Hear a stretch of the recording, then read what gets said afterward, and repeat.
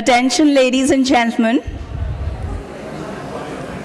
We will commence in the next couple of moments. You all are requested to kindly be seated. And please turn your cell phones to the silent so as to avoid disturbances during the proceedings. Thank you. देवी और सज्जनों, बस कुछ ही अवधि में इस आयोजन का आरंभ होगा। आप सभी से अनुरोध है कृपया बैठ जाएं और अपने मोबाइल फोन साइलेंट पर रखें। धन्यवाद। I have another announcement to make. Please note that in the best interest of time, I will not be reading out introductions of the dignitaries and the speakers, but we will definitely display their profiles on the big screen ahead of you. I repeat, in the interest of time, I will not be reading out introductions of the speakers, dignitaries, panelists, but we will certainly display their profiles during the course of the event eventually, as and when they will be speaking on the big screen. Thank you. One last announcement for all those yet standing. Please take your seats and do ensure that your cell phones are on the silent, and we all know the reason why. देवी और सज्जनों, हम बस कुछ ही क्षणों में इस आयोजन का आरंभ करने वाले हैं। जो अब भी खड़े हैं उन सभी से दरख्वास्त है कृपया अपनी जगह पर बैठ जाइएगा। शुक्रिया। राष्ट्रगान के साथ इस आयोजन का शुभारंभ होगा। We will commence with the national anthem. Kindly rise in its honor.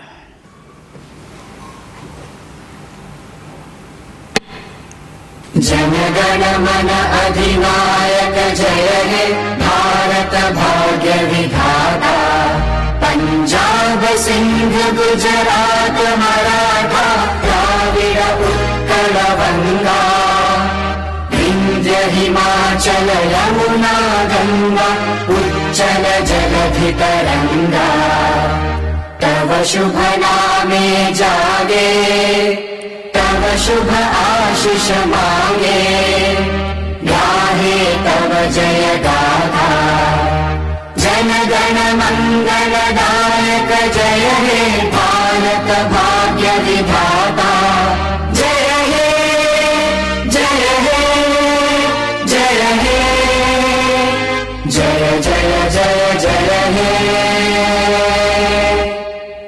Jai Hind. Please be seated. So very good morning, everybody. Good morning. It gives me, Manasi, immense delight in extending a hearty welcome to all of you, especially the esteemed guests, dignitaries, and all you invitees who are present here, and all those who are watching us virtually for this extremely special event. Ring the bell for gender equality with the theme, Digital, Innovation and Technology for Gender Equality 2023, to mark the International Women's Day, that is day after, on the 8th of March. देवी और सज्जनों, BSE के इस ऐतिहासिक और शानदार सभागार में उपस्थित सभी का मैं मानसी तहदिल से स्वागत करती हूँ। भारतीय परंपरा के अनुसार दीप प्रज्वलित कर इस समारोह का उद्घाटन होगा। In keeping with the Indian tradition, the function will be inaugurated by lighting the auspicious ceremonial lamp. And to do the honors, I invite Shri Sundara Raman Ramamurthy, Managing Director and Chief Executive Officer, BSE, Ms. Kamala K, Chief Risk Officer, BSE, Shri Girish Joshi, Chief of Trading Operations and Listing Sales, BSE, Shri Khushro Balsara, Head, BSE IPF, Ms. Susan Ferguson, Country Representative, UN Women,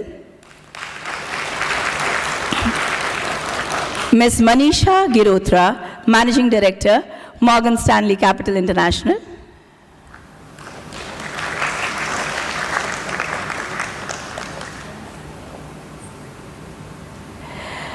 Ms. Wendy Werner, India Country Manager, International Finance Corporation.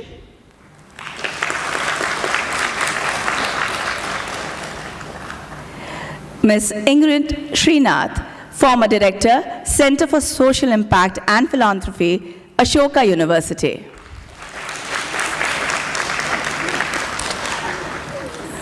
Ms. Ruta Petwa, Managing Director, Morgan Stanley Capital International.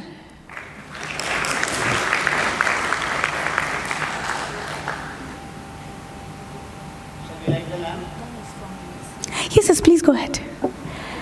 Deepena lokana jayati, deepastejo mayaha smritaha, chaturvarga pradodeepan, tasmat deepya jet priye. This couplet in Sanskrit translates, the lamp is luminous. Its light imparts dharma, artha, kama and moksha, that is, righteousness, prosperity, pleasure and emancipation. This is the significance of lighting a lamp, and hence a lamp should be lit. Lamp, as we know, is also a symbol of knowledge, learning and wisdom. Moments to be treasured in the form of photographs. Let us capture them. Yes. यादगार पल हम सभी के लिए कैद हो रहे हैं कैमरा में. The lamp being lit, I request the esteemed guests and dignitaries to please take their seats. While I call upon Ms. Bharti Bhamwani, Lead Sustainability Initiatives, BSE, for the context setting.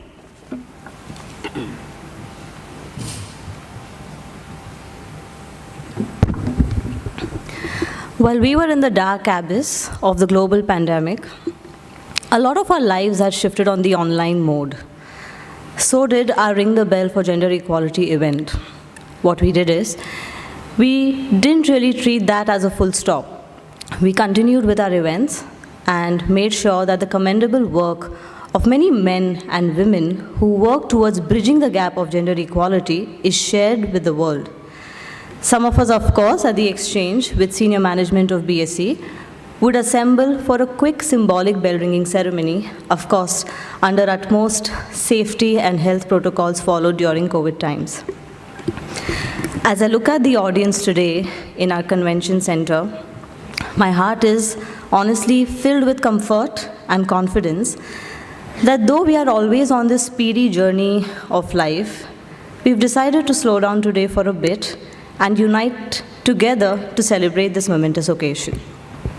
On that note, good morning, esteemed dignitaries, BSE family, and of course our colleagues from the fraternity.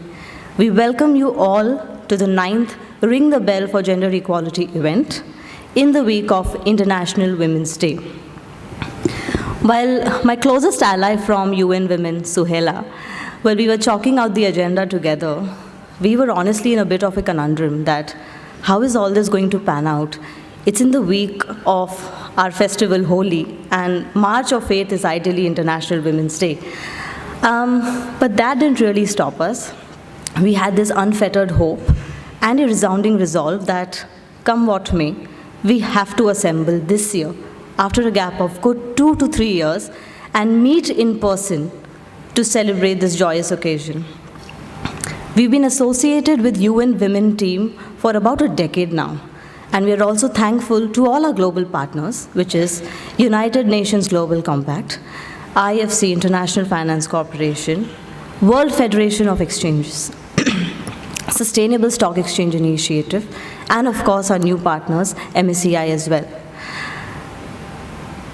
As we keep moving ahead in this journey, we want to make sure that this is not an event which is all about speeches, but this year we wanted to make a significant mark, which is why we'll definitely have a certain call to action. As and how the agenda and our event unravels this year, we'll be happy to announce that there is a financial literacy program which BSE IPF and UN Women together is going to launch as a part of this day. Without further ado, I'm really going to call upon Suhela to further speak on this theme.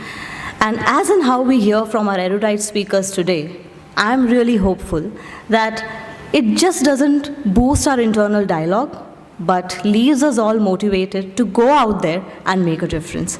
May I please have Suhaila on stage? Thank you.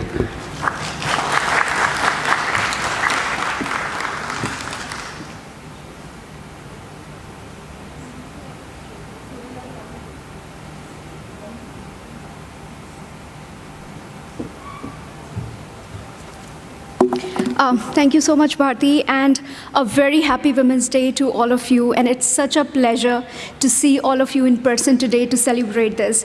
To put the things in little bit perspective, what Bharti just shared, I'll just give you a brief background of what Ring the Bell is. So Ring the Bell is a global initiative by Ring the Bell Partners, which is UN Women, International Finance Corporation, Sustainable Stock Exchange Initiative, UN Global Compact, and the World Federation of Exchange, to collaborate with the stock exchanges around the world to bring attention to gender equality and women's empowerment in the corporate sector.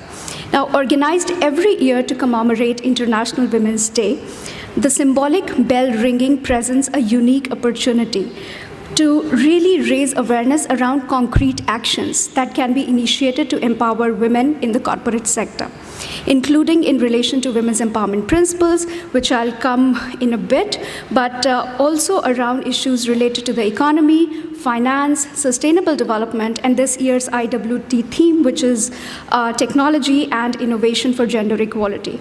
Now, women's empowerment principles are a set of 7 principles that are developed by UN Women and UN Global Compact to provide guidance to businesses on empowering women in the workplace, marketplace, and communities.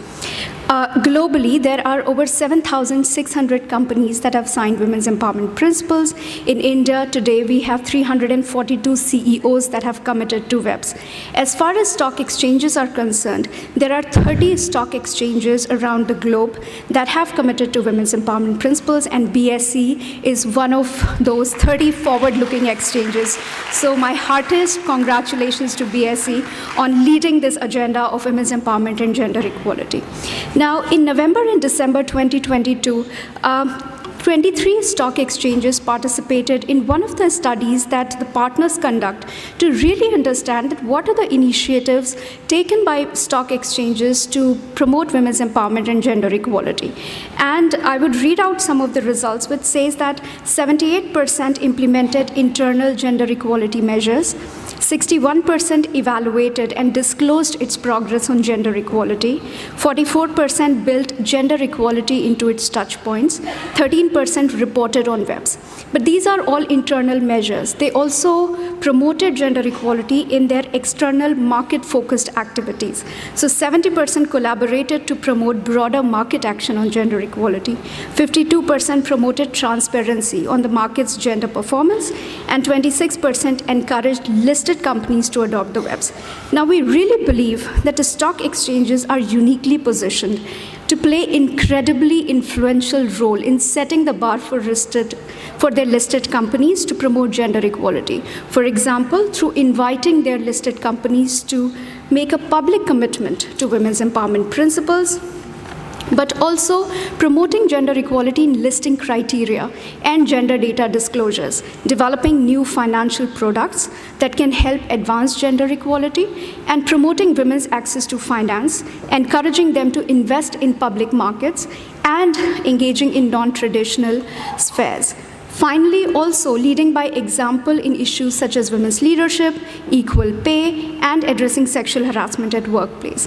And today's Ring the Bell ceremony is special because, as Bharti just mentioned, UN Women and BSE have come together to launch this very powerful initiative to empower women and build their financial portfolio. And this is a beginning. So we really look forward to leveraging our partnership with BSE to bring finance and investments to gender equality and gender equality to finance and investing alongside innovation. Thank you so much, and a very happy International Women's Day to all.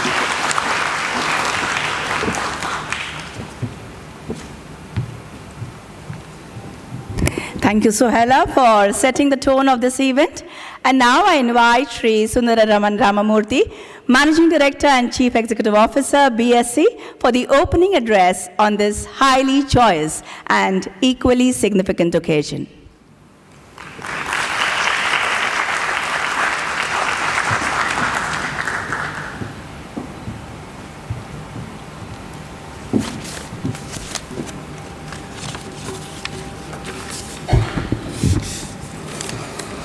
Good morning, everybody.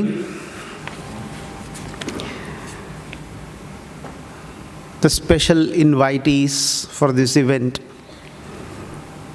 Susan Ferguson, Country Representative UN Women, India; Mr. Shampi Sharp, UN Resident Coordinator, India; Mr. Deepak Prem Narayan, Chairperson, Business Sector Advisory Council, UN Women; Ms. Ingrid Srinath, former Director, Center for Social Impact and Philanthropy, Ashoka University; Ms. Manish Girotra, CEO, Moelis & Company; Ms. Wendy Werner, India Country Manager, IFC; and Ms. Ruta Pitwa, MD, MSCI, and the others assembled here. I consider it as a great pleasure and honor to be here in this happy occasion of ringing the bell and starting the International Women's Day celebration week, and being present amidst all of you and getting the opportunity to listen, many of you. Under the initiative of Azadi Ka Amrit Mahotsav of Government of India, to celebrate and commemorate 75 years of independence, the glorious history of our people, culture, and achievements, we are being fueled by the spirit of Atmanirbhar Bharat and moving towards India 2.0. Even there, we are talking in terms of digital. And the topic given is Digital, Innovation and Technology for Gender Equality.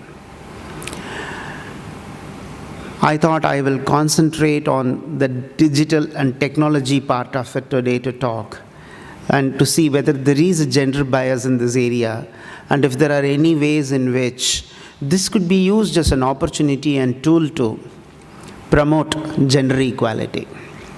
But before getting there, since I started with Azad Ka Amrit Mahotsav, 9 themes are given by the Prime Minister in this scheme. Can you imagine what is the first theme? Women and children. And even in women and children, women stands first. There is a big list, but when the big list, women stand first. And naturally, why do I say naturally? When you're talking about a 5 trillion economy very soon, and by 2050, a 30 trillion economy, in my opinion, you cannot achieve any of this without an inclusive growth and inclusive gender equality, which will fuel the development. Diversity and gender equality brings in resilience. If you do not have that, there is no stability in any economic growth. The concept which I am trying to tell you now actually appears to have been well embedded since Vedic times in India. I'm just going to quote you a Sanskrit verse. Yatra naryastu pujyante ramante tatra devataha. Yatraitastu na pujyante sarvas tatra phalah kriyaha. What does that mean?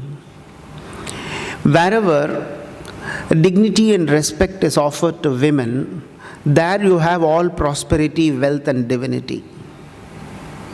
Where that is not the case, all the efforts are in vain. Sarvaha tatra aphalaha kriyaha. All activities will be in vain. This appears to have been just not a simple principle, it appears to have been the practice. When I was just browsing through Rig Veda, one of the oldest texts in India, I was able to get at least 30 names of women rishis. How many of you have heard this, that there were women rishis who have given hymns, and their hymns are today sung by any person who chants Rig Veda? There are at least 30 women rishis in Rig Veda. Some of you might have heard this lullaby of Madalasa. She has 4 children. When she sings lullaby for their children, the pearls of wisdom that comes out of her mouth, it's given in Markandeya Purana. You can do a YouTube search, you will know the levels of wisdom. There was a rishi called Yajnavalkya. He was in the court of Janaka Maharshi, the father of Sita. This lady was arguing, Gargi, who is his wife, was arguing with Yajnavalkya on very many intellectual concepts in the very palace, in the very boardroom or the courtroom of the king. So the principle of gender equality was never discussed earlier, I guess, because probably it was very much there. So what is there already doesn't get discussed as if it's not there. So probably somewhere during the passage of time, maybe colonial rule or maybe whatever it is, we appear to have forgotten the glorious past. The very reason today we are talking about gender equality, it is because it's not there now. Probably it existed, it's not there. Till the time it is not there, we will be discussing. The day should come when people will find it redundant to talk about gender equality. That is when actually we all have achieved our goals. When we say it is not there, is there any data to support it? Yes. In the report published in July 2022, not very far off, out of 146 countries, India is placed as 135 in terms of gender equality. In comparison to the year before, where we ranked 140 out of 156, there has been a slight improvement, but the improvement has been only slight. Why we should have gender equality? Is it just for moral and human reasons? No. It's also for economic and developmental reasons. Why do we say that? The significant portion of the population, if they are women, and if you are not going to ensure gender equality, how are you having an all-inclusive growth? And if you don't have an all-inclusive growth, nothing is sustainable. Then you can't say that you are growing. If you don't do that, it sidelines and marginalizes a significant section of the population. Gender justice can be seen as a key component of economic development, including women and gender minorities. In decisions and policy making is crucial, as this provides a more inclusive ground for growth. So where is our population standing? As of 2021, India recorded a gender ratio of approximately 1,020 women for every 1,000 men. This is probably the first time the gender ratio in the country leaned towards women. Clearly, probably the society is evolving towards creating more women, girls and children, female children in the country, which therefore makes it much more essential for us to think about gender equality. So given this context, that there is a need for gender equality, and there are significantly large percentages of women in the country, let us put it in the context of digital. The moment we say digital, the first thing that comes to our mind is internet, mobile phones, and all the things that comes as benefit and disadvantages through this. Let us see how do we do in terms of the penetration and the gender bias, if any, in this area. As per UNICEF study, the internet penetration rate for adult women, please note adult women, for girl children I don't have the data, is 41% compared to 53% for men. Clearly, there is some gender bias. GSMA, the study which made this, found that 393 million adult women in developing countries do not own mobile phones. And globally, women are 8% less likely to own a mobile phone than men. So the problem is not just Indian. As far as India is concerned, a survey conducted in 2020 found that 75% of the male adult population had a phone, had a smartphone basically, while only 55% of the female population owned it. Among which the biggest gap was between male and female smartphone owners. 41% of the Indian adult had smartphones and only 25% of the Indian adult women did. 25% of both the population had a basic phone and 7% had a feature phone. Why are we talking about smartphone? Smartphone brings along with it a lot of apps and capability to use it properly for learning. So let us see how do they use it. This is very interesting. In most of the countries, female use smartphones more than men.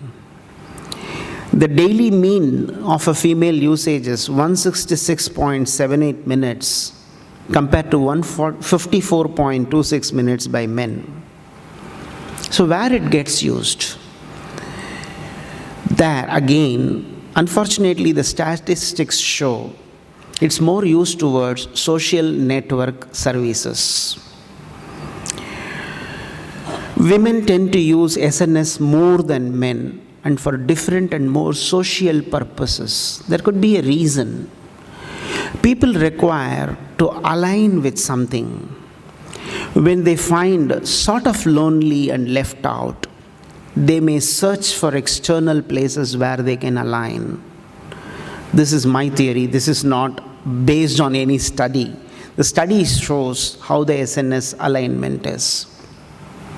Why am I talking about smartphones and internet? The reason I am talking about is they could be effective tool in the coming days to ensure gender equality. With the mobile penetration in India, it is important that we use the mobiles to increase digital literacy, use of smartphones for education and career development, and bring down gender inequality. That's in the hand of every one of us. We should also ensure that we remove the knowing or unknowing gender bias that we sometimes have in our mind. Do we really have gender bias? We thought we all are very highly educated. We don't have any of this. No. I'll just take one case in example. All of us watch TVs. Take the case of advertisements. The amount of gender bias you tend to see there is huge, and then it will strike you when I talk about it. Advertisements in India, whether on television, radio, or hoardings on roads, have unfortunately always played an active role in augmenting and propagating gender stereotypes. To state a few examples, the baby products ads always portray the mother taking care of the baby essentially, showcasing as if that is the responsibility of tending only lies with the mother on her shoulders and not on the father. This is slightly changing. You find some changes here and there. Suddenly you find a man making coffee for his wife. That advertisements do come. But by and large, you find this is the stereotype. The car and automobile commercials, you will never find a lady being portrayed as the central theme. You will find it is a man who is portrayed as the central theme. The most important thing, financial services.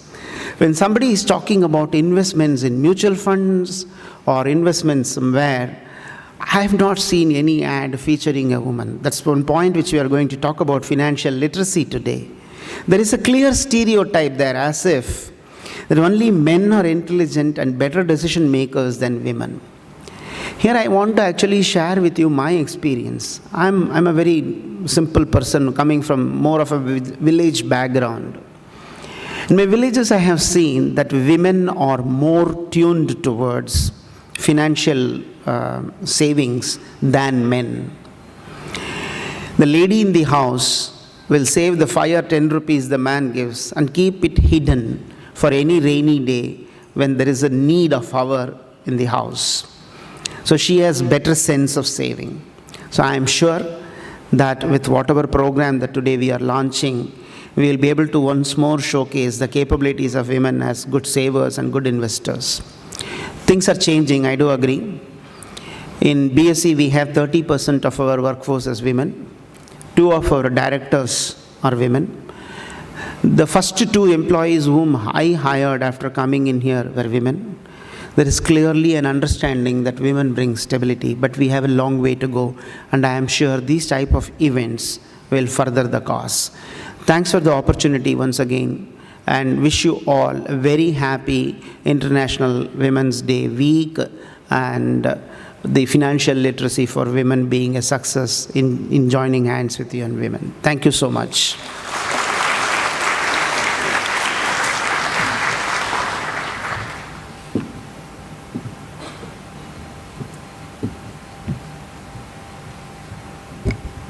Thank you, Ramamurthy ji, for your valuable insights. I will now request Mr. Shombi Sharp, UN Resident Coordinator in India, for a special address.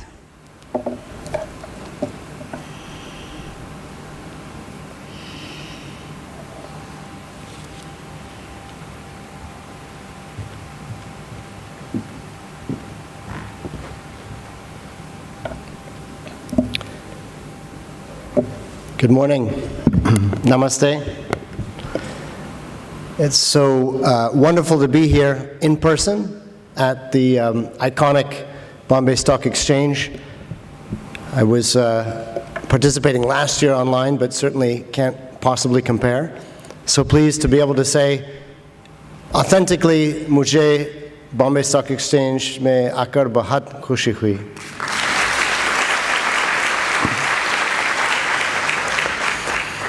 The symbolic ringing of the gong, actually, not the bell, the gong, and it's a proper gong, not like that little bell they have in New York, is something I think that we all look forward to, and we're very much looking forward to today.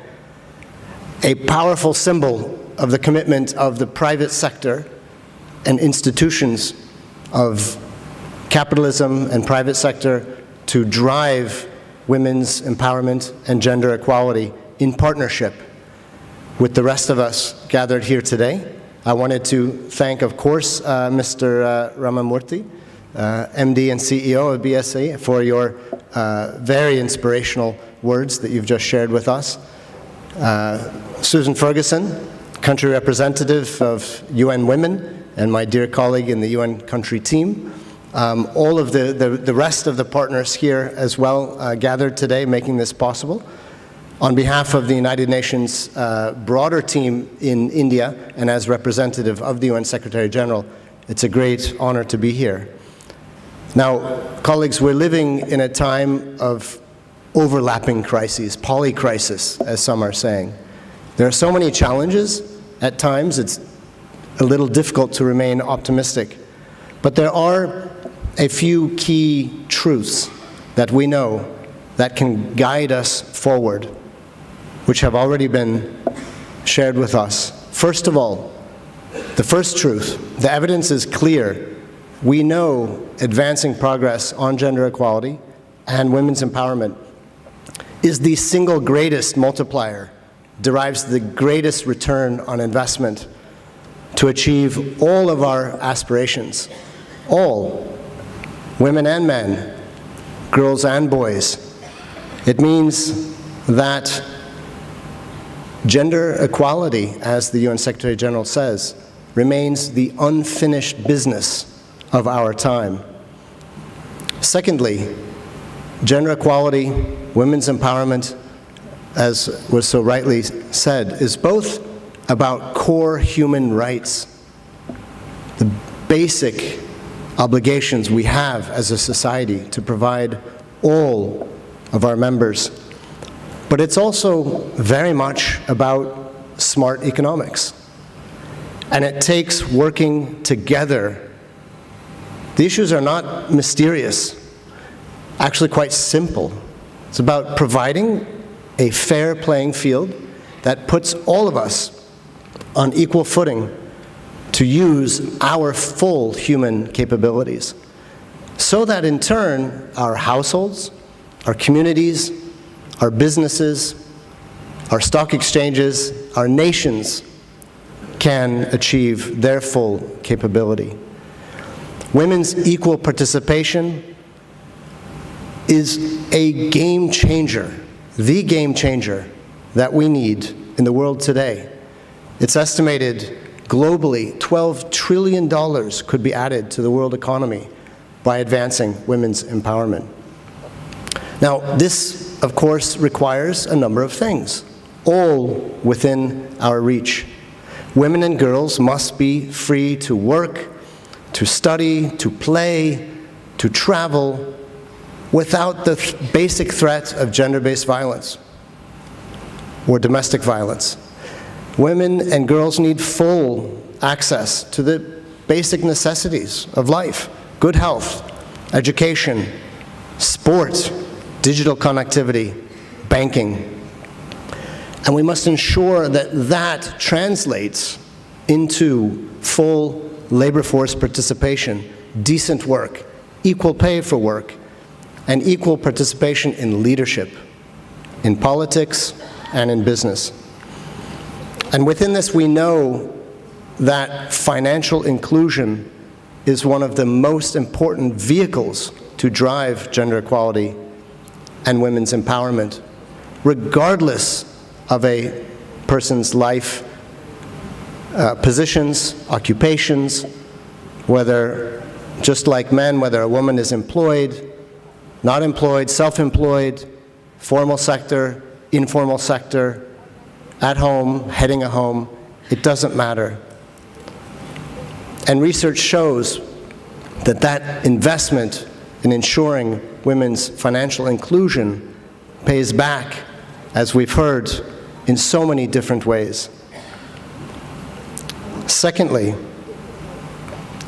or rather, let me say, lastly, India is truly our greatest hope to achieve the Sustainable Development Goals by 2030. As the UN Secretary General said here in Mumbai just a few months ago, India is uniquely positioned to make or to break the SDGs. We estimate that for some of the global targets, upwards of almost half of the global targets live here in India. We cannot overestimate the importance of what we are doing and talking about here today. I like to use the old phrase that I grew up with: think globally, act locally. But what's so amazing about thinking and acting here in India is that when you act locally, you are acting globally.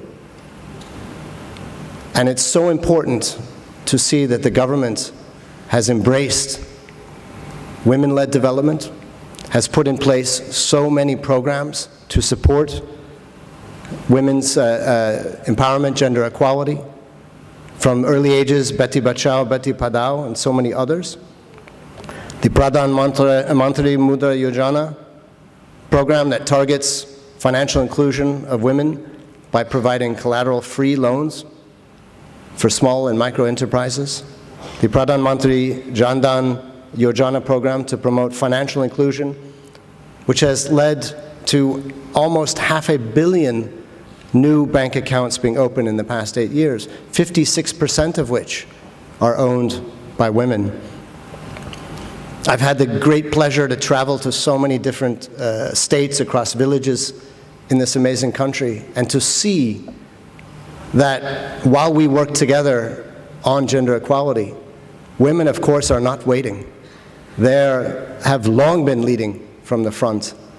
And you see incredible stories, the Save Us self-help group with, if I'm not mistaken, 2 million members who took advantage of the crisis of COVID, along with so many others in this country, to expedite digital financial inclusion and get banks online. With the greatest youth generation in history, the most young minds in history, the fastest growing large economy, having lifted millions out of poverty in the last few decades, an incredibly dynamic private sector that we are recognizing here today.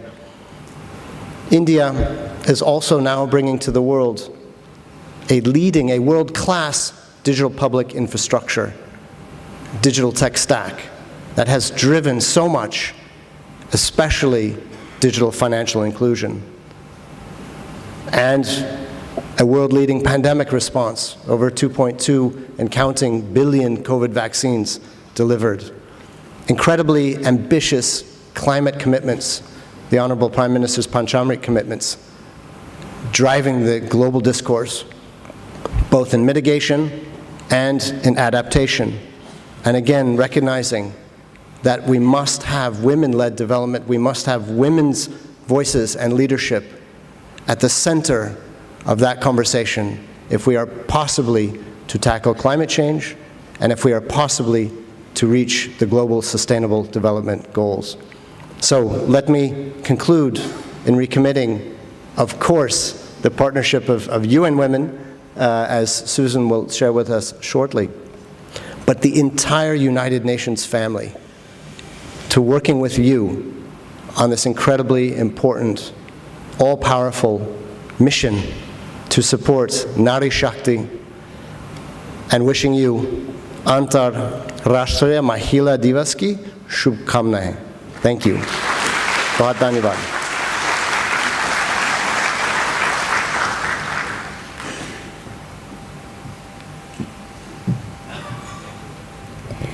Thank you, sir, for sharing your thoughts with us this morning. Ladies and gentlemen, with great pride and pleasure, I take this opportunity to inform you that BSE IPF and UN Women have joined hands together to launch a financial literacy program. I request Mr. Sundararaman Ramamurthy, MD and CEO BSE, and Ms. Susan Ferguson, Country Representative, UN Women, to kindly step up on stage for the big reveal of the Financial Literacy Program for Women.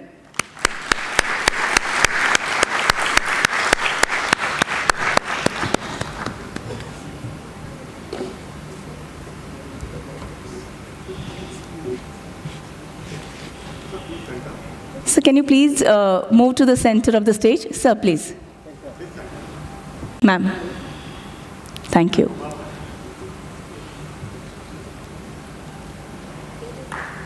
Let us have a resounding of claps as the Financial Literacy Program for Women is revealed.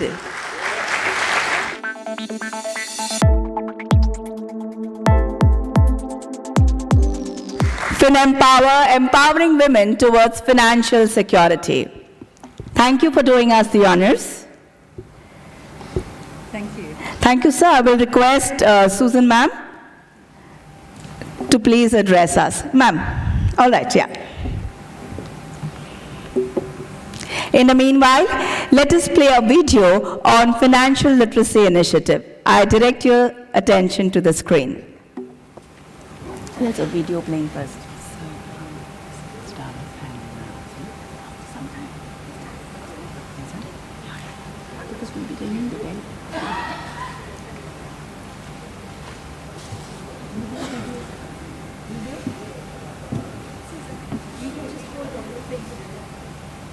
Indian women have made the nation proud with their achievements. Their never-say-die spirit has helped them overcome most challenges and shine brightly.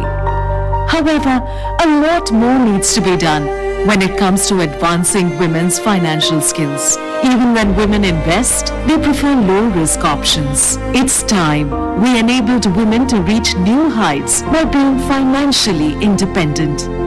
BSE, IPF and UN Women join hands to further women's financial skills in India. Presenting Fin Empower. Empowering women towards financial security. Empowering women begins with financial freedom.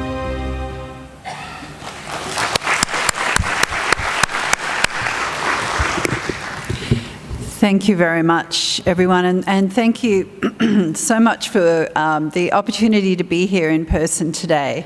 I just want to acknowledge everyone in the room, particularly Mr. Ramamurthy and all the BSE people, including, of course, our key partner, Mr. Deepak Premnarayan, and you'll hear more from Deepak soon. But thank you very much.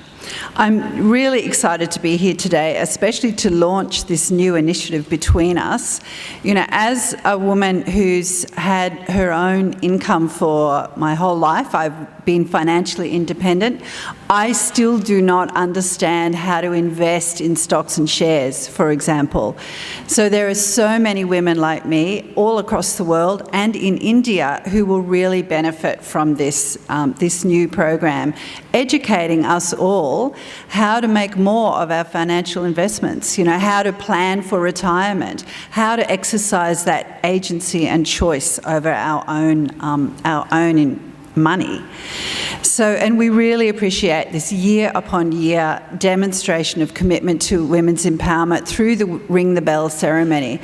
And this morning, actually, one of our colleagues here was saying this is the 9th year that you have rung the bell for gender equality.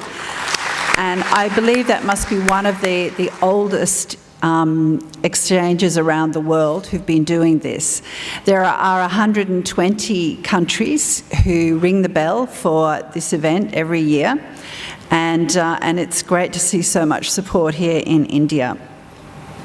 So also in India, we have over 337 companies who are Women's Empowerment Principles signatories, and this is a pledge that companies make to improve women's equality through their companies. Overall, there's 7,000 in the world, but in India, that's a large amount of firms wanting to open up job opportunities for women, increase women's leadership, train women more effectively so that they can be involved in the private sector. So it's an expanding group of committed people.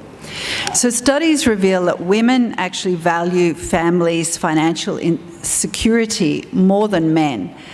But at the same time, when it comes to financial planning and investing money to achieve financial goals, women are often less involved and engaged, as I've already used myself as the example of that.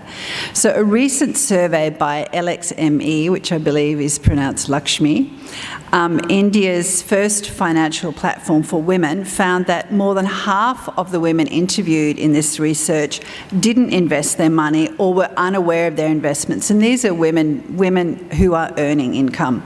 33% did not invest anything at all, and 22% were unaware of assets in their name. So we know that financial freedom and control over money not only enables women to exercise their voice and choice, but it also acts as a safety net. If women need to, for example, deal with domestic violence, they have a choice to find another house, for example, or move somewhere or take legal action. So, and as we were talking about this morning, that actually women's economic empowerment is absolutely key to their overall ability to live decent lives. It also enables them, of course, to access medical benefits, have a retirement plan. Women's economic empowerment is fundamental to equality for everyone. It boosts women's independence, but it also boosts economic growth for everyone. And our previous speakers have talked about the amount of money that would be added to the global GDP if women were on par with men in economic empowerment.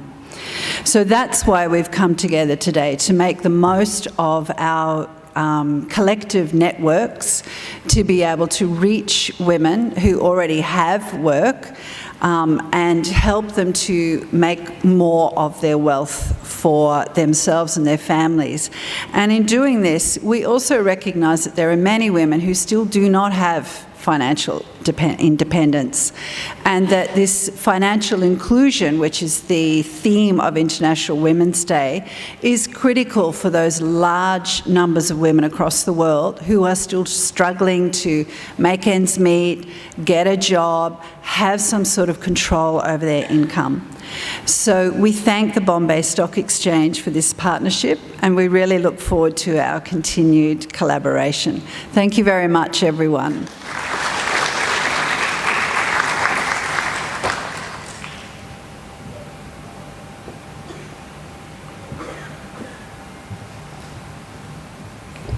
Thank you, ma'am, for providing important information that will be beneficial to all. And now, I request Ms. Kamala K., Chief Risk Officer, BSE, to elaborate upon the launch.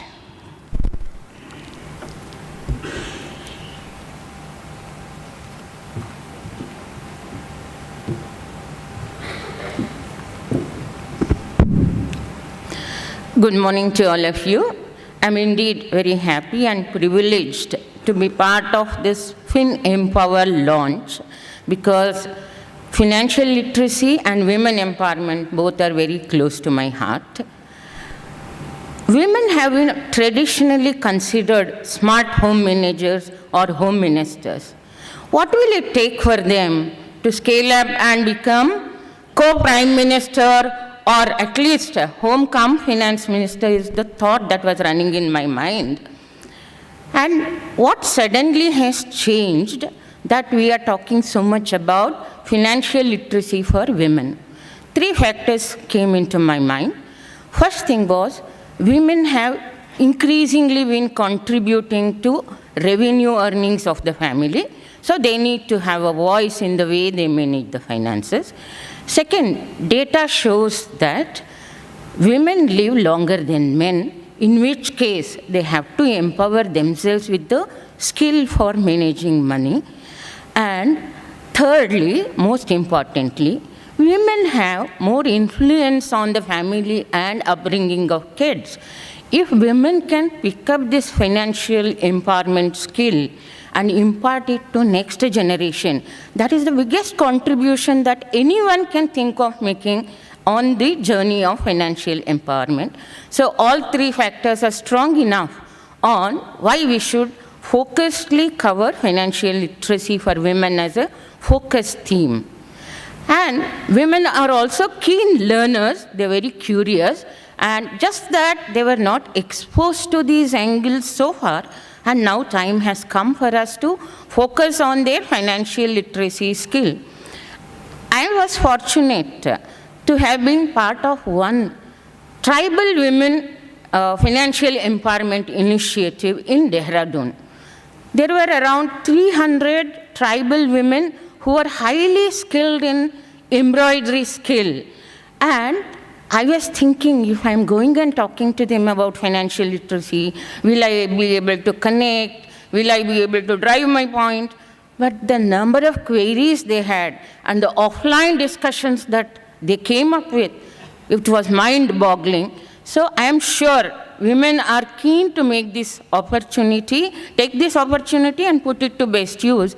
And UN Women and BSE jointly are very happy, and over next year, they will be covering a lot of women segment, focusing on the financial products, and digital is the theme of the day, and digital has helped us scale up our financial literacy initiative, and I'm sure we are going to use technology predominantly to spread awareness.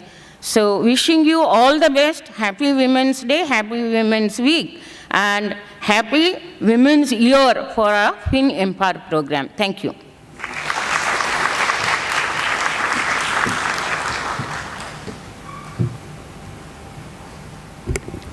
Thank you, ma'am, for talking about financial empowerment of women. Ladies and gentlemen, the momentous time for which we all are eagerly waiting is approaching.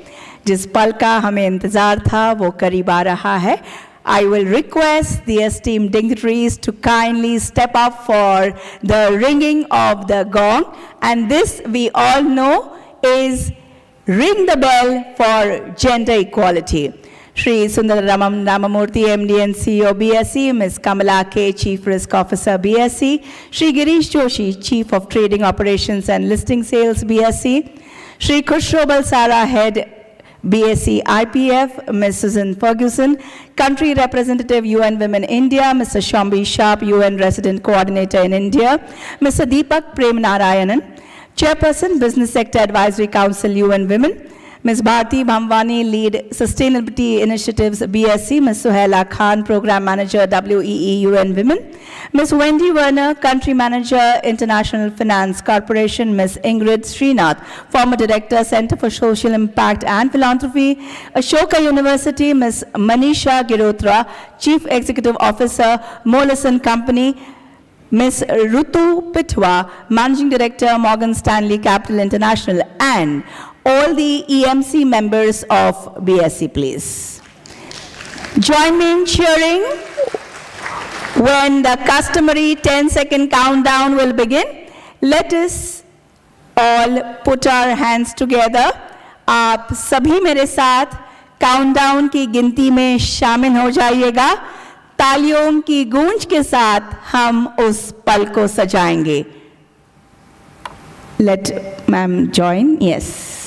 Thank you. So let us now begin the countdown. Please join me. 10, 9, 8, 7, 6, 5, 4, 3, 2, 1, and there we go.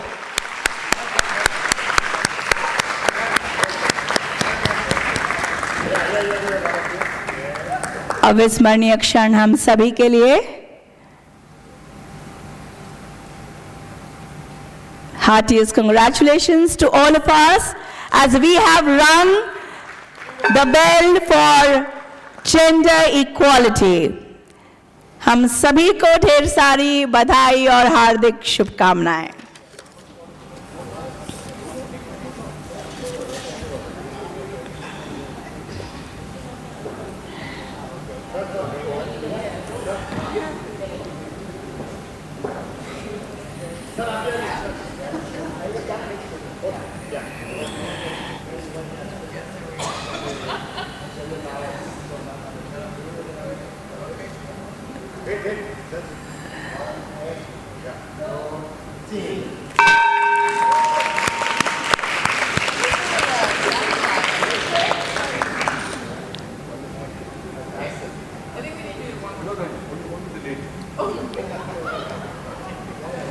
Yes, it's never enough. These moments can be relived again and again repeatedly.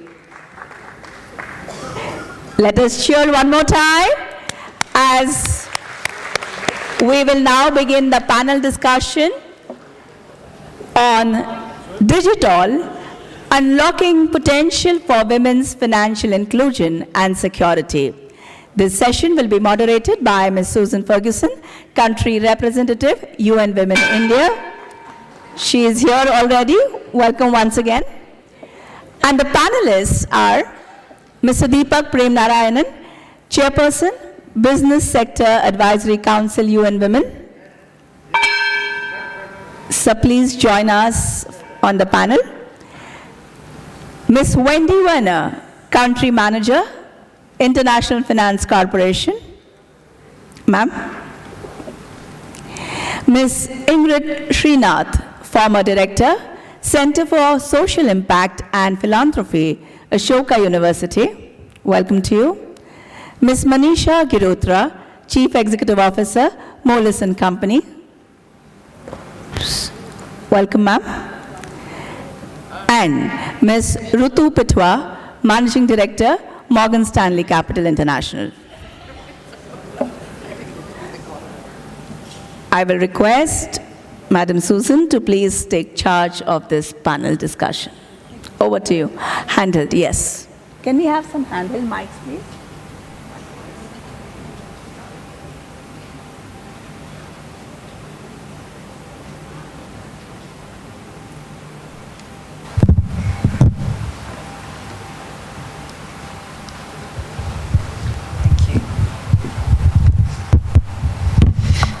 Thank you very much. And thank you very much, panellists, for being here today. It's a fabulous panel, and I'm looking forward to hearing your thoughts on women and digital inclusion.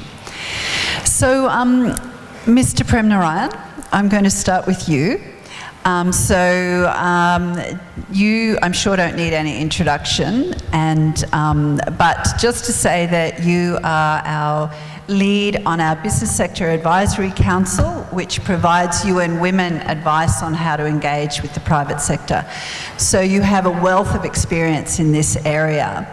And really, what I'm interested to hear from you on is, why do you think investing in women in particular and having a gender lens across investment is important for women's economic empowerment? Thanks. Thank you. So you could see that women are smarter. She had the mic ready for me. And if you also noticed, we men knocked it once, the women knocked the bell twice.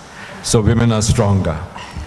Let me put two hats on, and let me start. I go back to a friend of mine who's in banking, Manisha Deepak Parekh. He and I go back about 40 years ago, and we're talking about housing loans to women. He says, Deepak, I don't even have 0.5% default. So this is not to the woman alone, this is to the family. What would happen is, if the man didn't pay, the HDFC team very dignifiedly landed up at the doorstep, and the woman honored the debt. So that shows that there is less risk with the woman. I'm in business. Other than banking, we are in shopping malls, etc. I find that women are the best negotiators when it comes to getting in tenants into our malls, when it comes in terms of best practices in HR. So these are instances, but let me put it this way, that gender lens investing is not through just pursuing gender equality through CSR or social good. It has to come through offering better financial structures for women enterprises. In the BSEC, we have partnerships that we have structured and we are structuring. We are a young organization. We are becoming more active. I'll give you a couple of instances and where this leads to. There is a group called Everstone Private Equity, now it's Eversource. They're very strong on climate change, sustainability, and it's got to do with, let's say, their EV vehicles. They are launching EV vehicles, which are commercial trucks, but looking for women drivers. But that's not enough. So the skilling is one part that the UN Women is going to assist with. But more important is the AMC contracts for those trucks. Now, imagine if that becomes a size, but the woman doesn't have the wherewithal, she doesn't have the collateral to take a loan. So what happens? This is where there is a terrific opportunity for the gender bonds that the UN talks about. And so this is just one instance. We've done that with Tata Power in terms of solar panels, technicians, also funding are required for the AMC contracts. But let me come to the UN gender bonds guideline. This is interesting that in India we took an initiative which is in pilot stage, a partnership between the World Bank, UN Women and the State Bank of India. It's yet in its infancy, but offering working capital to women who have come out of SSGs. There are 60 million who've come out. Many of them want to fly. They don't have access to working capital, if at all, because they don't have a collateral. They don't have anything to underwrite it with. If at all they get a loan, it could be anything from 18 to 36%. That is straight away, the solution is not there. It's straight away a formula to collapse. Now, we are giving loans up to 4 lakh rupees without a collateral, but this is, as I said, just one of the things. But what is important is that today, as the stock exchange CEO spoke about technology and digital technology, innovative technology, how it can benefit women. So there is an association with MasterCard. their global, my apologies, their Asia Pacific CEO now is on our board. And MasterCard does a lot. They are educating and skilling women. Okay, I've got a hint that am I crossing my limit? Yeah. So I'm making up for lost time, So, so MasterCard is skilling, the program is to skill women to manage their books better, to take care of GST, and there, again, we find that women apply more women. IFC, Wendy, you have done a study which clearly shows that in those enterprises where there is gender parity, there is better valuation of the entities by 25%. Where there isn't gender parity, we find that there is a figure I saw about 500 million women in India, or let's say 50% have bank accounts. I would look at it the other way. Look at the opportunity with them. If they're offered sophisticated financial products which are tailor-made for them, which help them in their enterprises, the opportunity is phenomenal there. Let me put it on the softer side, and I'm wearing again my banker's hat. So risk is one thing you look at. Another thing you look at is the idea of a product. You look at in terms of the eyes of the customer. Let me tell you, many a times, it's not the document that succeeds, it's the customer that matters. And I have found invariably that women are solid loan paybacks. Let me put it this way. Thank you very much. Thank you very much, Deepak. And just sort of building on this idea, I'm going to jump to you, Ingrid, who is Ingrid Srinath, Director, Centre for Social Impact and Philanthropy at Ashoka University. So we know that India's done an amazing job with getting women banked. And an example of that is the Pradhan Mantri Jan Dhan Yojana accounts that have been opened, and there's over 400 million of these accounts that have been opened. Over 55% belong to women. But there are still challenges, I think, aren't there? A number of those accounts are dormant, and also they can also be used by their husbands, for example, rather than the women. So, what's your view, Ingrid, in what are the interventions that are really going to kind of unlock women's access to these accounts? Thank you, Susan, and thank you for having me here today. I want to start with a story. I met a woman some time ago, let's call her Lakshmi. She's from Satara district, not very far from here. Just a mind-bogglingly amazing woman. She has studied up to class 10, got married, has 2 children, decided that she wants a better future for her children than she ever had, and took up some work selling products door to door for one of these multi-level marketing companies. She wasn't satisfied with that, and by chance she came across a video on YouTube, since we're talking digital, on how to keep bees. And so she started making her own honey, which she now sells on Facebook. This is a woman in a remote rural part of Maharashtra with very, very little education. I was blown away, and I say to her, that's amazing, you're an incredible woman. And she says, but my whole family wants me to fail. Every illness in the family, every time my kid doesn't do so well at school, it's blamed on my spending too little time at home. So there are multiple barriers that we need to address if we're going to successfully empower women economically, including those women who want desperate and are willing to do more than their fair share to actually achieve those goals. I think it starts with the way we design policy. Too little policy is designed with the participation of women. We completely forget the nothing for us without us mantra when we're designing policy. So we sit in buildings like this, or even worse, even more remote, and design policies that are well-intentioned, but haven't had women's input into their design. We then don't do enough, I think, to design for awareness building. So women like Lakshmi might well have benefited from all of the things that we talked about earlier today, but is probably unaware of what's available to her. We then don't factor in, I mean, we heard from Mr. Ramamurthy the digital divide.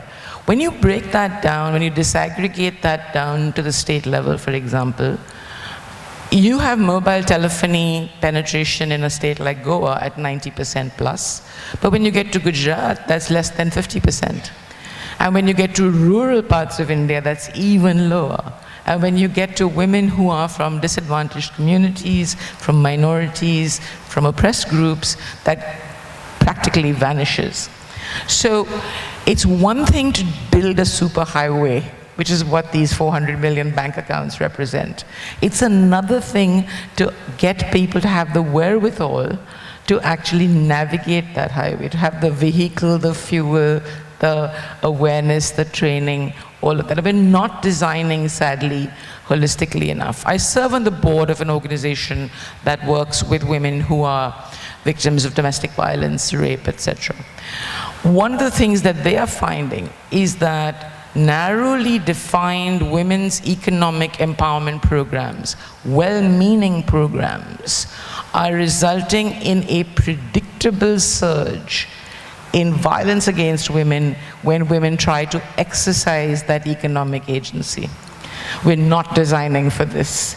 So we really need, I think, if we're serious about this, to look at the policy design process, to look at evangelizing and building awareness, to look at physical access in terms of the technology, ownership of mobile phones, internet access, but even being able to leave your home safely, to be able to conduct business safely, to not have to worry about the risks to your bodily health and well-being of just leaving your home. To look at the social barriers then, to say the patriarchy, as we know, is alive and well and thriving all over India, around the world, but especially in India. So to look at how are we collectivizing women enough so that they can address these problems jointly, rather than leaving each of them to struggle on their own? Are we designing for the consequences that are, as I said, entirely predictable? And finally, how are we measuring success? I think we sometimes measure success too narrowly and too short term. It's easy, we design for the metrics that are easy to measure, rather than the metrics that most meaningfully define the outcomes we're seeking. So I think there's a whole bunch of things that we could be doing better if we're serious about women's economic empowerment, beyond the technology, beyond the instruments, beyond the financing. Thank you very much, Ingrid, for raising, women's empowerment isn't going to be solved through one single intervention. And it's even something as kind of democratizing as access to digital tools. It's not a miracle cure. There's all these other things that sit around it that also need to be dealt with to really leverage the potential there. So, Manisha, I'm going to come to you. Thank you very much again for being on the panel. And Manisha is the CEO of Moelis and also a member of our Business Sector Advisory Council. So, Manisha, my question to you is about investment in women's businesses, and this is one of those extra issues that we need to look at, because we know that studies here have shown that only 6% of venture capital funding goes to companies that have women as a founder or co-founder, and if they're primarily set up by women, it reduces even further to only 1.5%, I think the figure is.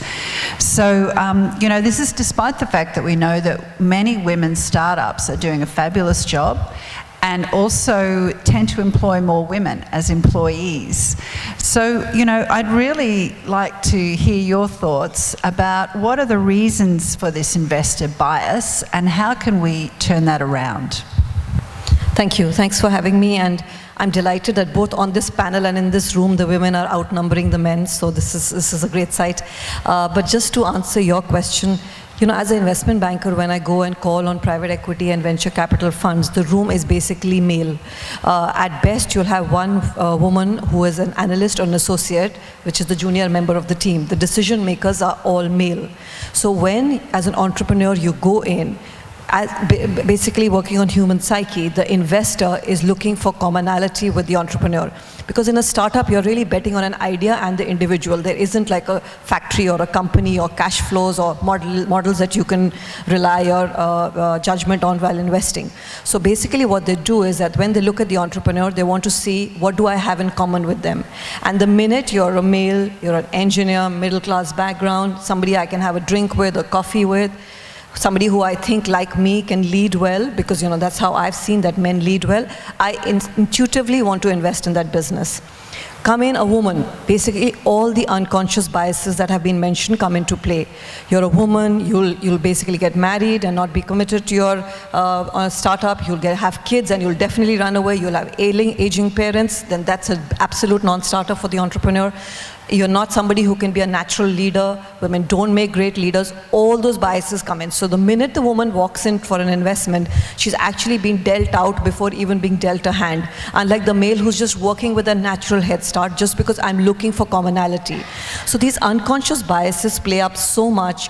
And that's why, as you said, Susan, even when I'm investing in a woman, I see all of my clients basically asking, dancing around the question that is there a husband, is there a brother, is there a father in the business, because they're looking for that male for stability, for continuity, for being a good leader, despite all the statistics showing you to the contrary. So, we can talk about this in several ways, but to me, the unconscious biases and the desire of a human to look for commonality when you're basically relying on your instinct works negatively to a woman's, for a woman and very positively for a male. 50% of the battle of the male entrepreneur is won even before he enters the room, while it doesn't work for a woman. I mean, all the issues that Ingrid mentioned at Lakshmi's level work at an educated level too. The biases don't just exist at a village level, they very much exist with all of us. So it's unfortunate and it needs to be worked on, and that's why role models are so important for women entrepreneurs, because they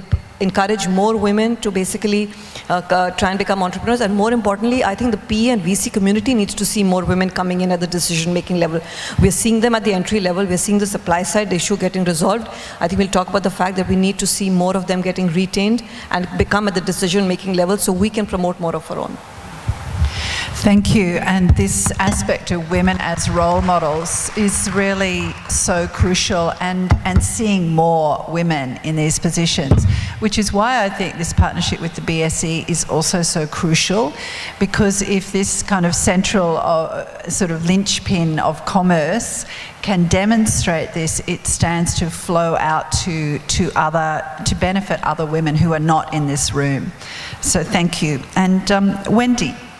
And I think another thing that impedes women's ability to sort of leverage this digital world and improve their businesses is how banks see collateral. So I know that IFC has worked on using movable assets as collateral, which I think is fantastic, especially seeing as so few women have access to land. Also many technology companies are expanding their footprint in finance by working on ways to use big data as collateral also. So it would be great to hear a bit more from you about what you're doing in this area and what can be done to bring more of these innovations into investing in women. Great. Thank you. Thank you, Susan. And thank you to the Bombay Stock Exchange for having us. And just want to also give a shout out that, BSE and NSE both are in the top 5 across Asia as far as the number of women directors. The theme this year is not about women directors, but it's something we've been working on for many years to ensure that that leadership decision-making level is also an equitable space, to Manisha's point, who's actually making the decisions. So I think the topic that you asked about, Susan, is incredibly important when it comes down to the practical aspect of how do you actually ensure that funding is getting to these women entrepreneurs, because we can have programs, of course, that are more on the small scale side, that are collateral free, but at its core, financial institutions do need to have, a backing for a securitization or backing of security against loans. This is kind of the fact of the matter of being a financial institution. So we do see a huge potential to look more at movable assets, which is a fairly simple concept as opposed to a fixed asset that doesn't move, like land or a building. As your security against a loan, you take something that is literally movable. It can be a vehicle, it can be your receivables, it can be even inventory, things that actually move. So this is something that really opens up many more opportunities for women entrepreneurs and also smaller entrepreneurs, because they may not have access to the title or the rights to the property or fixed assets. And this is definitely an area that opens up many more opportunities, particularly for micro and small enterprises. And the second major area, I think, which is much more innovative, is to look more at fintech type of solutions, where we can look more at data analysis to understand what the behavior is of a borrower, of an entrepreneur. That can come from their Facebook commerce, F-commerce, transactions, how they operate on social media, how they're seen, even some digital things about GIS, how many people are coming to their business, footfall. So these are the sort of things that now, with big data, can be analyzed to have a more realistic understanding of what that entrepreneur is bringing into the marketplace, and that can be banked on, right? So that can become a basis for creditworthiness. I think both of these aspects are a major opportunity for opening up finance for women entrepreneurs. At the same time, we have to go in with our eyes open that all the same biases we just heard about are going to be, somewhat still embedded in big data. They're going to be embedded in, who can have access to, receivables and that sort of thing. So I think it's continued effort to both open up new avenues for financing, but also to make sure that these are very equitable approaches to products. And from the IFC point of view, I mean, we have been for many years investors in women, full stop. In the financial sector alone, we have a very large program called Banking on Women. And in that space, this gender finance, we've financed directly and mobilized more than $4 billion globally in more than 100 countries. And we also look a lot at the fintech space. So this is, the fintech portfolio for IFC is actually largest in India, but globally we also invest in more than 60 countries in the fintech space, as well as looking at this aspect of how to open up, women's access on the ground in a day-to-day basis. And we're constantly pushing the bar with our clients or even on our advisory work. And what does a product look like that would be accessible and that will actually address the gaps in the market? Because we're always talking about gaps, but what does it actually look like? So for instance, we've done recently some work on self-build green housing, right? How do people actually build a home? They build it themselves, right? They go buy the cement and they get somebody to put in the rebar. And so you need financing for that just as much as you need financing, for a fancy, a fancy high-rise apartment. So these are the sort of things that we constantly look at every type of product and make sure that the way it's designed is equitable, as well as designing for particularly the female segment. And I just want to say one thing, since I have the microphone, on Manisha's point around that decision-making. From the IFC point of view, we're also very large equity and private equity investors, and this has been a very important part of trying to put a gender lens into our investing. In the last couple of years, actually every single private equity fund that we have invested with has committed to gender lens investing, and I think that this is extraordinarily important. In addition to the point around role modeling, I would say it's also extraordinarily important to have, male leadership explicitly say that this is part of what they're doing, and so it's fantastic we have Deepak here as an example of that. And I think that's something that there is increasing examples, and I think some excellent examples here in India, where very senior leadership, male leadership has explicitly said they want to develop female leadership. and be clear about it and say that those female entrepreneurs will need extra help. It's not equity, it's not the same thing for everyone all the time, right? So I think that that's something that I feel is, there are some fantastic examples here in India in very senior levels, but the more we can kind of take that as an example of leadership across both genders in the decision making and the support that's given to entrepreneurs, we will go further faster. Thank you. Thanks very much, Wendy. Yes, you're absolutely right on everything you said. And on the last point, I think it's crucial to have male role models as well, showing a different attitude to women. And that is part of the role that you've played, Deepak, actually, in bringing together sort of mainstream massive firms with male leadership and female leadership to engage on this issue and show a change.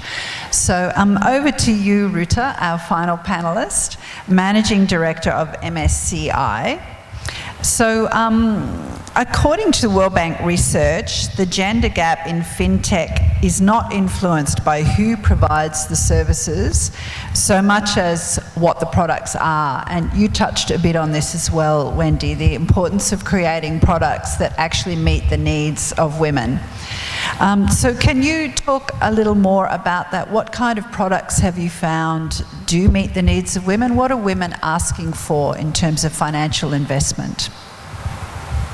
Thank you, Susan, and thank you for having MSCI here. It's a great opportunity and a privilege for us. Taking your question on what works in terms of research for gender parity, and I found 5 things that are really key focus areas here. Number 1 is simplicity, right? So if we want to encourage more financial investing from women, if we want to encourage them to use different financial instruments, it's absolutely important that they are as easy to use. I'm from STEM, so I'm not a finance person, and I had the same problem as you. It was very difficult to figure out investing for me. Even simple terms like leverage was like, oh, what does it mean? So it's very, very important that we clarify that, and we get all the supporting documentation and literacy campaigns. And so big congratulations to UN Women and BSE today to launch this campaign. I think it's absolutely fundamental to the success. The second thing that I feel is flexibility, right? So women have different goals. So one of my co-panelists said that women tend to live longer than men. Research suggests at least 3 years, if not more.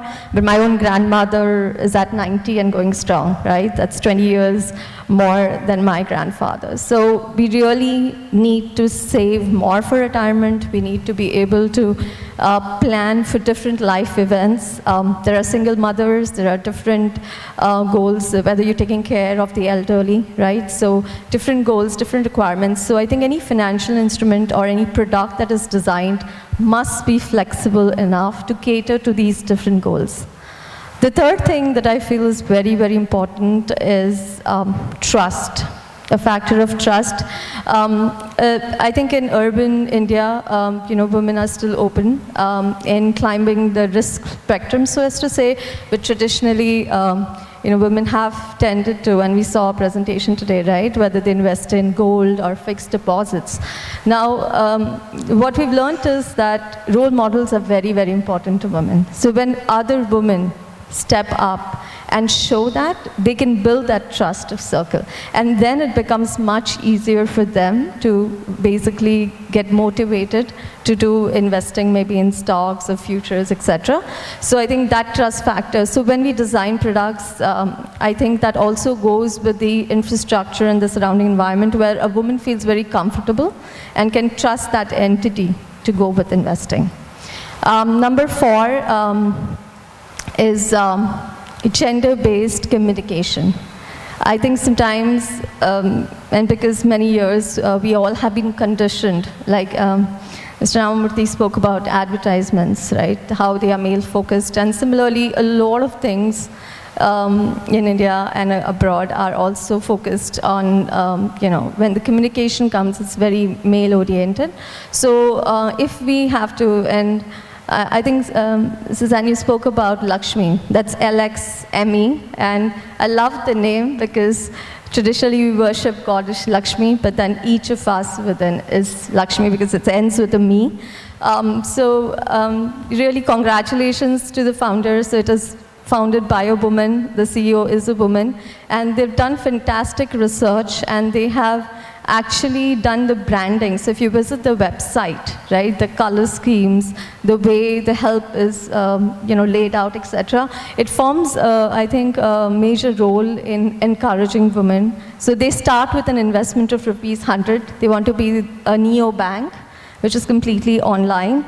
And I think they've done a fantastic job in doing that. So I think overall, if we consider these research areas, I'm sure we can look for many, many more investors in India. And I just want to quote one quote from Smriti Irani, our minister, and she said that when India was laying down the UPI infrastructure, a lot of people said, oh, who's going to use mobile phones in rural areas? And she said, we proved everybody wrong. We just brought technology to the rural areas, and they knew how to use it. We didn't have to teach them, and the success has been amazing. So I think we just all need to get together and keep doing the good work. Thank you. Thank you very much. And with that, I'm going to draw our panel to a close because of time constraints, unfortunately. I think we would all here love to just sit and listen to you for a lot longer. So thank you very much. And thank you for raising this whole complex issue of women's empowerment and their equal access to finances and digital inclusion. And I think that, you've raised the ideas of, there's social norms sit behind a lot of the inequalities. Actually, I think the panel has also talked about what will change it. So I think we know what can change the situation for women. We really just have to do it. And so let's all, again, just renew our efforts to really bring our collective thoughts and abilities to cracking this issue of gender inequality, because if we don't, we won't reach the Sustainable Development Goals. The world will not reach the climate targets. For our very survival, actually, we need women equal participants on the table, both benefiting and contributing. And your presence here gives us hope, especially as we go into the Holi season as well, which I think is about hope and colour, and we will do this, we can do this. So thank you very much. Happy International Women's Day. Please be with us for a couple of moments. Time now, ladies and gentlemen, to appreciate all the hard work and efforts put in by everybody by presenting mementos.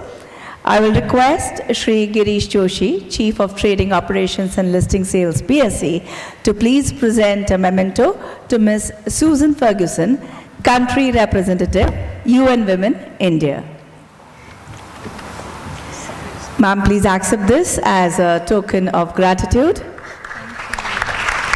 This, as you can see, is a replica of the bull that is at the entrance of BSE.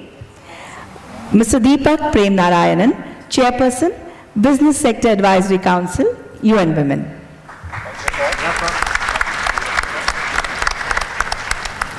Ms. Wendy Werner, Country Manager, International Finance Corporation.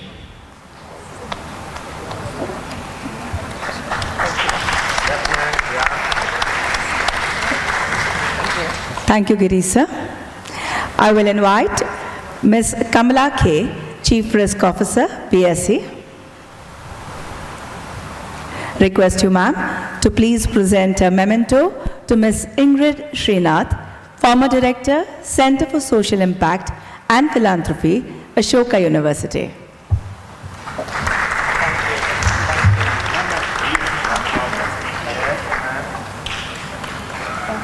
Ms. Manisha Girotra, Chief Executive Officer, Moelis Company.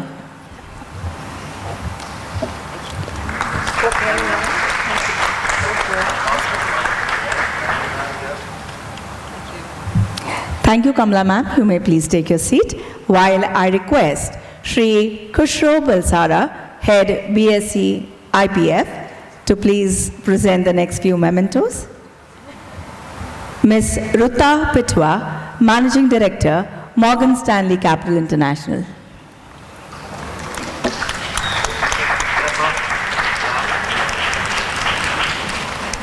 Mr. Shambi Sharp, UN Resident Coordinator in India. Sir, please.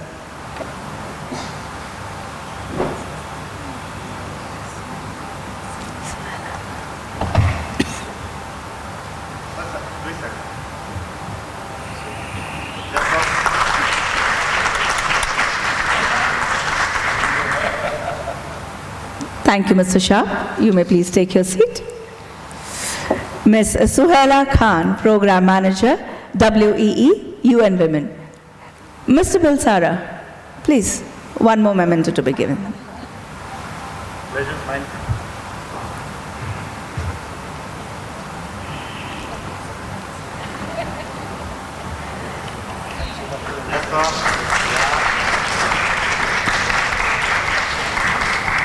Thank you, Suhaila. Thank you, Mr. Balsara. You may please be seated. One group picture of the panel, please. Yes.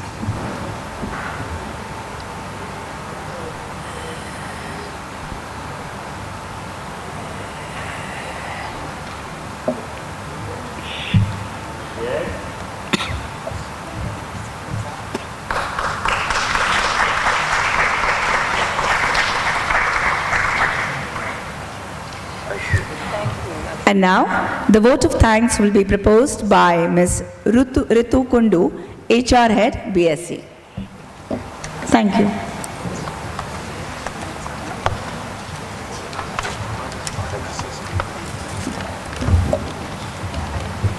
So once again, good morning everyone, and congratulations for ringing the gong for gender equality and celebration of International Women's Day 2023.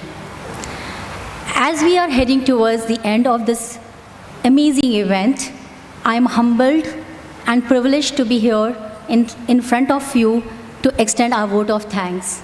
I also take a moment to introduce myself as the first hire by our MD and CEO in BSE Limited this year, after his joining. So I would say this is an action of the spirit that our MD and CEO carries. So I'm really humbled for that. On behalf of BSE, I also extend sincere thanks to UN Women, United Nations Global Compact, Sustainable Stock Exchange Initiative, International Finance Corporation, World Federation of Exchanges, and Morgan Stanley Capital International for jointly organizing this wonderful event. We, BSE, are very proud to be a part of this global initiative and hosting this event annually. And as we heard, this is our 9th time. And I think this also symbolizes our commitment towards gender equality, commitment towards women empowerment, and towards humanity. With this, I also would like to have our deepest gratitude towards Mr. Shambi Sharp, our Sundar Ramamurthy MD and CEO, and Susan Ferguson for having this wonderful event. And I would be very honest to say this, that there are a lot of layers of unconscious biasness, a lot of nitty-gritties that I have learned during this event. There are so many things goes on the ground behind all our awareness around the women empowerment, which needs to be put in action. I have learned immense in this session, and I'm sure all the participants here would have learned and come to know a lot of unconscious biasness, unknowingly or knowingly we do it on our ground. So thank you very much for all this amazing inspirational talks. I would also like to congratulate BSE and UN Women for launching financial literacy program. This would certainly help us to bridge the gap. I would also like to stop and appreciate all the panel members for taking out time and being present here and sharing all immense insights, a very granular elements which can help us to empower women. With that, I take a moment to appreciate Bharti and Sohela from UN Women and all the people on the ground to make this event possible. With this, I would also appreciate everyone who is presenting here as a token of your commitment and involvement in the initiative. As we are ending this Ring the Bell for Gender Equality event, we must pledge to put our efforts together throughout the year for gender equality and humanity. Thank you, everyone.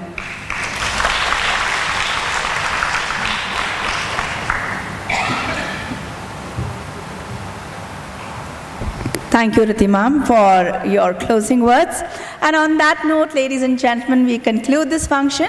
Kindly proceed for tea, coffee, refreshments that have been arranged in the adjoining banquet hall. To my left, to your right, this is Manasi taking your leave, wishing everyone a happy International Women's Day in advance. Have a great time ahead. Namaskar.